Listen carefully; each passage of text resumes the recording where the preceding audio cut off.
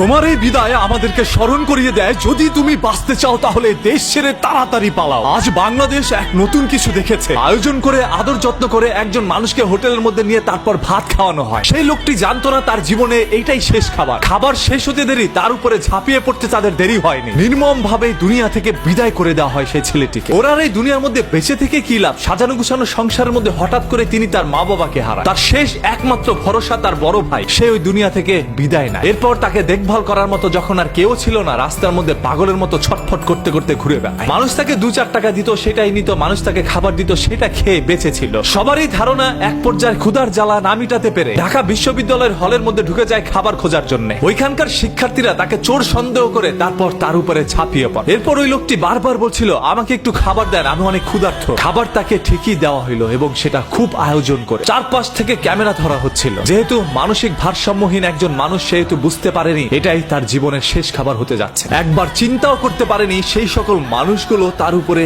এইভাবে ঝাঁপিয়ে পড়তে পারে। বাংলাদেশের ইতিহাসে হয়তোবা এরকম কোনো মহর্ষ ঘটনা আগে কখনো ঘটেনি। আজকের এই ঘটনাটি আমাদের সবাইকে চিন্তায় ফেলে দিয়েছে। আসলে যদি আমরা বাঁচতে চাই তাহলে দেশ ছেড়ে আমাদের পালাতে হবে। এই দেশ আমার না, এই দেশের জন্মভূমি আমার না, এই দেশের মাটি আমার না, এই দেশের মানুষজন আমার না, এই দেশের কেউ আমার না। একটা সময় আমি আমার নিজেরও থাকবো না, আর তখন তাদের খেলনার পুতুলে পরিণত হব। এই ছেলেটির নাম হচ্ছে তোফাজ্জল। বরগুনার পাথরঘাটা এলাকায় তার জন্মগ্রহণ। তিনি একজন মেধাবী শিক্ষার্থী হিসাবে পাথরঘাটার একটি কলেজের মধ্যে ভর্তি হয়। এরপরই তার পরিবারের মা বাবা ভাই বোন সবাইকে হারানোর পরে পাগল হয়ে রাস্তার মধ্যে ছুটে বেড়ায়। এমন তো অবস্থায় ঘুরতে ঘুরতে তিনি ঢাকা শহরে চলে আসে, আর এটাই তার জীবনের শেষ সিদ্ধান্ত ছিল। আজকে ওকে যে আপনারা হসপিটালের মর্গের মধ্যে ফেলে রেখেছেন, ওকে নিতে কে আসবে? ওর তো পরিবারের কেউ নাই। যার এই দুনিয়ায় কেউ নাই, তার বেঁচে থেকেই বা কি লাভ? হ্যাঁ, আপনারা অনেক ভালো কাজ করেছেন ভাই, ওকে দুনিয়া থেকে বিদায় করে দিয়েছে। আজ ওর পরিবারের কেউ নাই, ও একা হয়ে গিয়েছে। আজকে ওর দাফনটাও হয়তোবা একাকিত্বর মাঝখান দিয়ে যাবে। তবে হ্যাঁ, আজকে তার পরকালে সবার সাথে দেখা হচ্ছে। ওর জন্য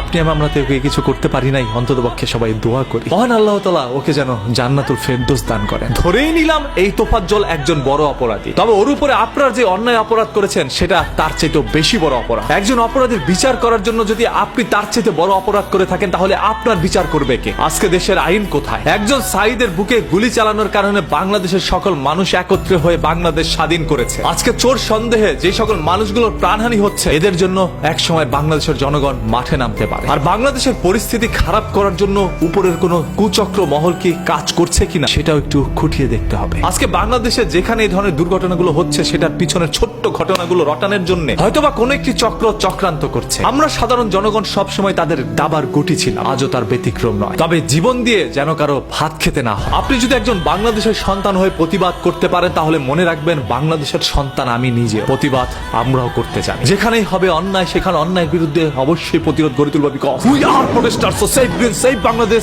with me every time anywhere. ধর্ম নিয়ে কেউ যদি বাজে কথা বলে, তাহলে তাকে সুযোগ দিতে হবে, কারণ ধর্মবর্ণ নির্বিশেষে আমরা সবাই মানুষ, আর মানুষের চাই সর্বদা মানুষের পাশে দাঁড়াতে। এটাই তো আমাদের একটি নীতি হতে পারে। আজ কেন এই দেশ এরকম হয়ে যাচ্ছে? যে যা পারছে তাই করছে। দেশের মানুষের কি মানবিকতা হারিয়ে ফেলেছে?